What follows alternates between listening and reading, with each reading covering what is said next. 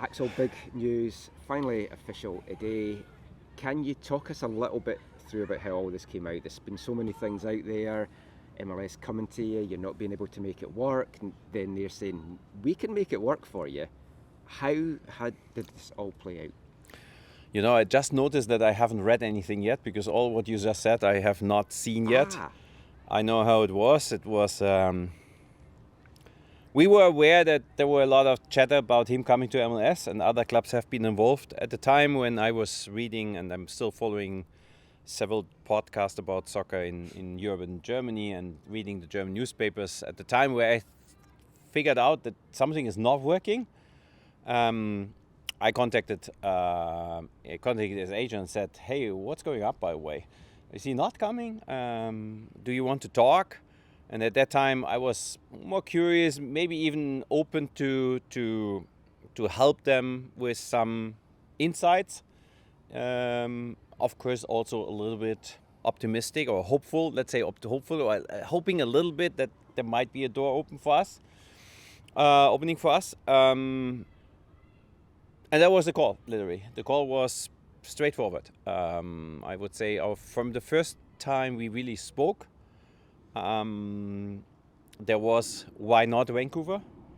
And even to a point that they said, yeah, we understand, or we have heard that you are not interested or not up for such a deal. And I said, please, never say that somewhere, because I, not only in my role in general, and neither especially also not as a German, would say Thomas Müller would not be an option for us. I only asked them if they are aware what kind of club we are, in what kind of market we are, what our situation is, how we go over things.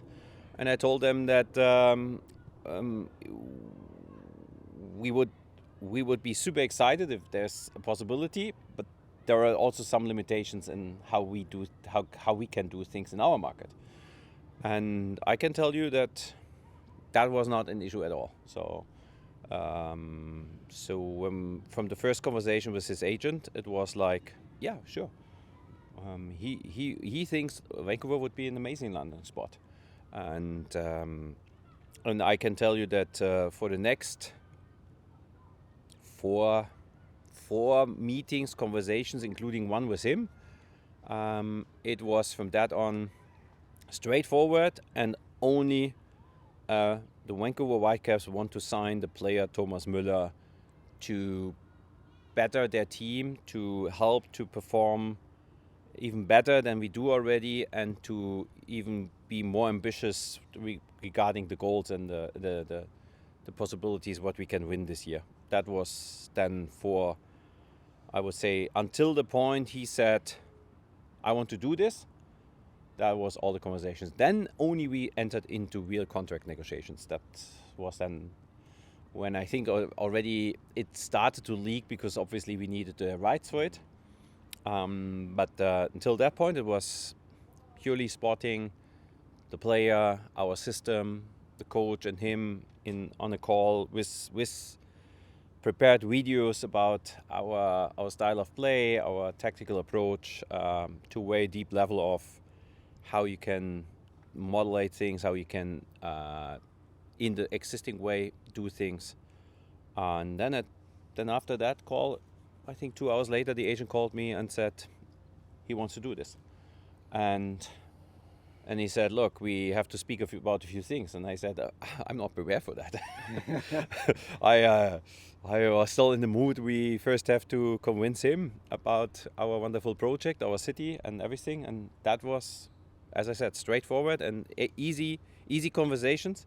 And I don't want to say with any word that the contract negotiations have been complicated, because they were fully respective. They had full respect for what we are. And they know that what we offered is huge for us, and maybe not as big as for other clubs. But so they felt very respected. But you can imagine that writing those contracts and also having a player who has such valuable image rights takes some time. Tax lawyers, legal counsel from 3 countries, from 3 parties, his, MLS, and ours, got involved. And as I always say, lawyers their main job is to overcomplicate and complicate things, and so it took a little bit longer than I hoped at that point. But it's still good. At the end, we got it done, and I can also say that that hasn't delayed his arrival, because after the World Cup he needed a little bit of time off. So it was even in our conversation with the coach and him, that was while he was still playing at the World Cup. It was already discussed that he would get its time off and that he wouldn't arrive before next week. So the club's never done a big splash like this before. Why now, with the club being up for sale? Is that part of it, to have it as a more attractive option to owners? And what can him coming to this club mean to the club and then off the pitch capacity? Yeah, I would say first of all, and even if I repeat myself and some people get bored about what I say, I think since December we said nothing will change. We will not give up on putting the bar higher, going to have goals and to want to do the next step as a club. I think this signing yet is important for two reasons for us. First is after this announcement, and even after we announced and said that we are also looking into a new stadium option, I think there are still a lot of doubts in the market about where this all goes. It's one message that we send here is, since I arrived in the club, we tried to develop something, and we don't think that we're at the end of a process. We are still somewhere in the middle of the process, and this is one step more to make sure that everyone understands and that everyone sees that we want to go further from here, and this should not be the one hit wonder year, outbreak year. It should be something from what we built on.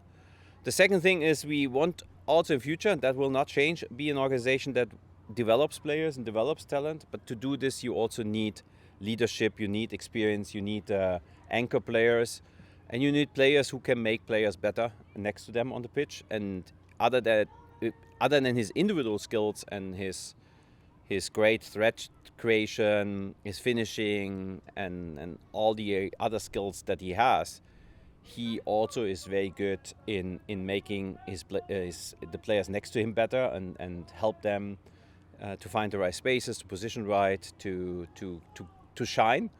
And with the idea to bring in more young players, what we just did with Kenji, we have a few other young prospects here. It is also important to have such players that can be the anchor for those young players in their development. Can you share about how long it takes to sign the deal for the Thomas Müller? You know, there's two different parts of it. One is more or less agree on the total general package and then to really draft it down. I would say agreeing to the total general package was maybe a week. Drafting it down was probably more 2 to 3 weeks. But also again, it hasn't delayed any arrival, and on the other side, it's the first time he really changes country, club, city, and obviously everything in his life and also his business is all set up in Germany, and also to do this accurately and to then find the right setup in a North American setup that also includes 2 countries has also taken some time and needed some advice from experts. When did you first contact him? I mean, just when did this all start? What day? And time. I would have to look that up, but I would say, you know, first contact the first contact wasn't like entering into the talks. The first contact was maybe 4 or 5 weeks ago, Okay. where it was, I had contact with his agent before, but not speaking about this topic. Where we really started the first time to speak, what's the situation, what's going on, is he going to somewhere else, or what are his plans? So that we can say in the end of July. Yes. And why does He was in North America at that time. Why does Thomas Müller want to come to Vancouver? I mean, a question we'll have to ask him. But I don't want to take anything away from him. I'm not speaking for him. He will answer that next week in the press conference on Thursday. What I could feel, and where I maybe had a little of an advantage compared to other clubs or other players in this business, is I'm following since the first day. Actually, when he played the first games in the Bundesliga, he was playing against us as well, myself. So I'm following him since then. When he won the Golden Boot at the World Cup, won the World Cup. So I saw so many interviews from him, and I have a very good feeling of what really matters for him. And I can tell you, he could have easily finished his career now and would have been a wonderful career. But the one thing that triggers him is he's a competitor, and he has played more than 40 games last year, and he won again titles, and he wants to continue to this. He's not yet at the point where he wants to lay back and do something else. He first and foremost wants to be a soccer player and compete for wins and titles. And I think that's also what he has said today in his statements. It's a club that competes for something, and he wants to compete for something. Were you able to meet with him when he was here in the U.S. and were you able to see him in Germany at all? No, I have met him earlier in my German time, but we haven't met in person. We have only met virtually twice or 3 times. But he was also still focusing. For Bayern Munich, the World Cup was a big thing, so we are fully focused on that. And so we didn't want to distract him there, and thought that was not a good idea. There's also one other big problem with him. So If you go and try to meet him, or he travels, everyone knows in Germany at least. So you cannot do something secretly and you go there and you meet. No. So virtually was actually good enough. What do you think this signing does to the profile of the team? You know, he's arguably a wonderful marquee, very extraordinary player. You've got floodlights here. Like, this is a big deal, this signing. Yeah, I think it sends a message to our players. Look, this club really wants to do everything that we have, everything we need to win this year. We're not saying, we have never said we want to go and win the title, but we have always said we want to compete for everything that is there along the road. And I think you have done very, very, very, very well with that. So to say, look, even in the middle of the season, we do next things to support the staff, the coach, team, the club to go for it, I think sends a message to our team regarding confidence and belief and all of this. I think it's a message to our market. I said that I think last week somewhere. When not yet, it's the time to get behind this team, to support this team, to show up, to buy tickets, to come to BC Place. And every time we had a huge crowd and we had huge support, we were the best possible team. Against Miami this year, we were rocking the stadium and we were dominating one of the best teams in MLS. So it's also a message to our market. Come on, buy tickets. Next week, Sunday, will be the first game of the rest of the season. Together with Thomas Müller, we go for it. My understanding is he's one trophy away from beating or going ahead of Tony Cruz in terms of German players. How special would that be then if it was the Canadian Championship?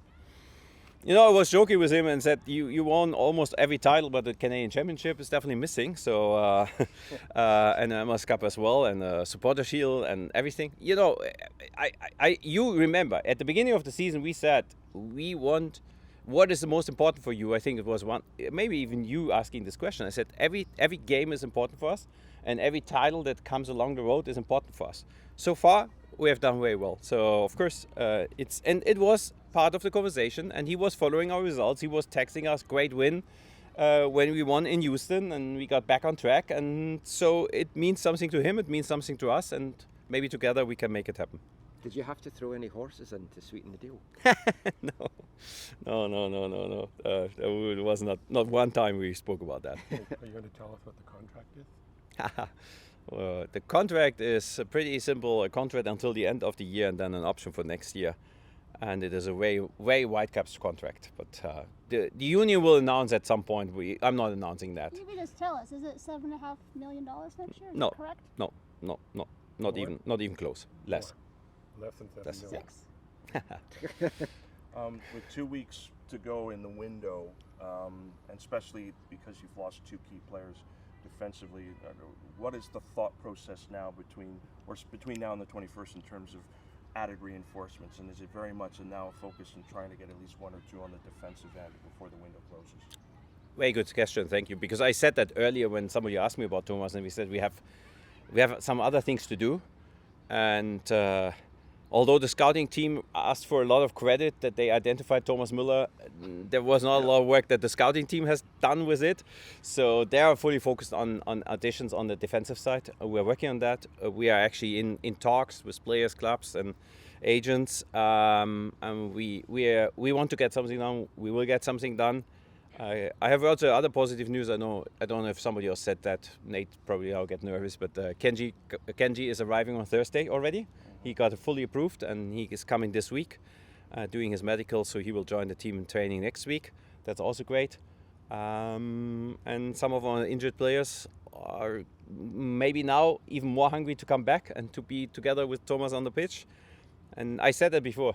Hopefully everyone comes back at the right time. And on the defensive side, unfortunately, 2 players will not come back, so we will do something there. So what are you hoping you can do between now and the 21st? At least a couple more? Ideally, two more signings that give us more flexibility. It doesn't have to be the world beater. It has to give the coaches options for every scenario. I think we have done very well with the squad that we have right now, and I have to give credit to our coaching team, how they always have found a solution. With all the players out, we have played in some games with, I think, 5-6 starters out, and there wasn't even an international window. And we were still able to win the games and stay in the position where we are. But it's not something you want to rely on if you really want to go for bigger goals. And so we want ideally to add 2 more players on the defensive side. In MLS or outside of the league? Both is possible. We actually have approached players. We have international spots. That's unfortunately also coming with the injuries. So we freed up an international spot with that. But we have no limitation on international spots, so we can do inside and outside of the league. Your general thoughts of the window so far, because we've seen a lot of interesting movement happening. I mean, your rivals LAFC are likely to bring in Son Heung-min, and Toronto FC have gone and gotten Mihailovic as a player that they want to build around going forward. Your general thoughts of the level of movement, has this surprised you, or because of the different mechanisms that are in place now, this is almost the beginning of the way things are starting to happen in terms of when the market's open for the clubs? I would say it's exciting times for the league because players are coming here because because of the competition and because they want to play in this league. I think there has been a different time many years ago where players were looking at where is the best last contract that I can get. I think we have completely went away from that. Players are really picking this league as a choice to compete, to try out something different. Players that are curious to play in a league that is balanced. That is totally different from a competition standpoint. You're not going to the best team in the country where you automatically win 80% of the games. You go in a league where you as a player also need to make the difference to really win. And I think every of those signings, every of those players are really coming to make the difference. And every new player that came is also looking at those who came. Every new player who's coming also looked at those who came recently and see what kind of impact they could make and how much that means in a league like ours. And Messi obviously stands out here, and we speak so often about his profile and what he has won. But I would also like to speak about his numbers that he has in the league and how much of a difference maker he is for Miami. And we have played them twice, and I can tell you that his quality alone has scared us enough to be very worried about how to win against them, because he's such a difference maker. And that's some things that we expect from a player like Thomas, who has won as much as Messi, if not even. And we will probably also see from some other signings like Son, that those players in tight games where it really matters make the difference. For more guys to come in, do you have to move anyone out? Do you see that there may be a trade within the league even to get someone that's currently here moved out? No, we unfortunately moved a few players out with injuries. Yeah. So that's already a lot of moves out. So I think we will need everyone, and we have seen that recently, that you need everyone. So it's not really our plan. We're not shopping, and I don't think that now any player wants to leave at this point. How this then looks if everyone comes back for next year is a different thing. But for now, we want to keep this group together. This is a great group. We speak about that so often, but I have to say that on every road tour, every time we travel, the guys are sticking even together in the time where they don't have to stick together. They're staying in the meal room, on the plane. Not everyone sitting in a row. They're all sitting there together, and there's fun. And they really like each other. They like to be around each other, and they like to spend time together. And we don't want to lose anything of that. That is also one of our strengths, and has been a strength with the many travels and many time that we have already spent together. So it would feel like we lose somebody of our family. We're not planning to do this. The team has been challenged previously to sign players because of the turf. What was Thomas's reaction to the turf? Does he know about the turf surface? He asked if we train on turf. That was his only question. So the answer, no, satisfied him. And he has played on turf before for the national team in the Champions League in Russia and somewhere else. So, I think, and no one here, because we have turf and but I think this is a general topic that sometimes is, for me, moving around or staying around for too long, because I got so many emails before Miami played here and saying this is in the contract. He never plays on turf, although he already played 3 games on turf in New England and in Charlotte and whatsoever. And I was actually thinking if I should write every one of them after the game against Miami with a picture of him. I haven't done this. I think it's a wrong story. Top players have not a problem to play on the turf. And sometimes, from my experience, the turf can be better than a bad grass pitch. If you play in winter in Germany on a really bad grass pitch, this is terrible, because then it has holes and everything. I think it's a wrong perception. As long as not somebody has a really medical issue, probably a long-term knee or ankle issue, then it can be a problem. But in general, players have no problem, and top players can adapt to every surface. But no one wants to train on turf. That's guaranteed. I can tell you. Axel, So- how much has the Müller news, even at the rumor stage, maybe increased the level of interest in other players potentially coming to the Vancouver Whitecaps during this transfer window? Yeah, it came because we are mainly focusing on some other signings. I was fully focused on this signing, but the group and our scouting recruitment group and Quinn Thompson, he has had recently a lot of conversations, and yes, you can see that it picked up, and agents ask, is this real? Is he really coming? Yeah, it always attracts players, and I think that it definitely helps.